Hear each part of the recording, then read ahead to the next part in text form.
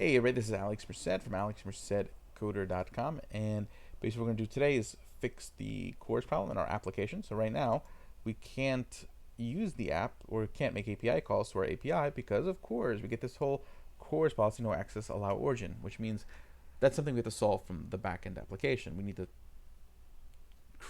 allow that permission at the backend level.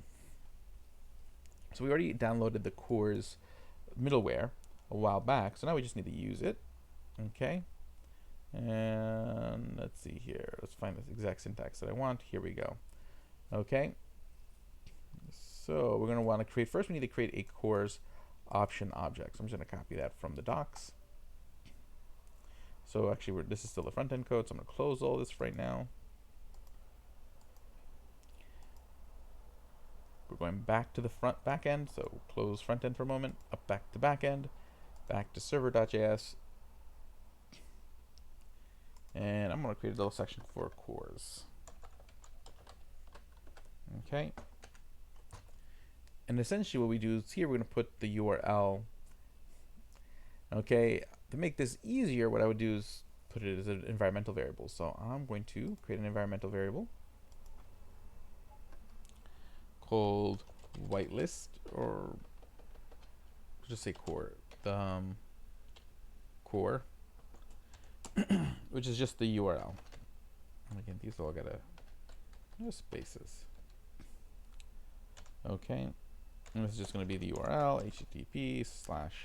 http/localhost 5000 is our front end, localhost 5000. Then later on in the production one, I could switch that over to like the Heroku, although technically we just do that on the Heroku website. Okay, core localhost 5000, that works for me. Save. So then this, and then I'm going to make this a const because it's going to bug me with this var. Okay, Korres option, we change this to process.env.core. And essentially whatever website that passes, that's the website that is allowed to make API calls. We're going to do option success status 200. This is just for legacy browsers, that because by default this sends a 204 status, which might freak out older browsers. So this just has that just in case.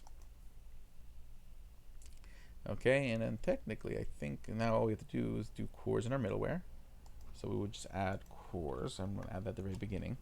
So app.use Korres, and then I think we just pass in the Korres options object, and that should do it in our middleware.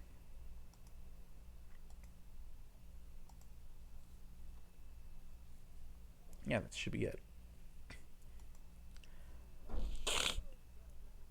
So now if I go back to over our application, let me just make sure that our server restarted.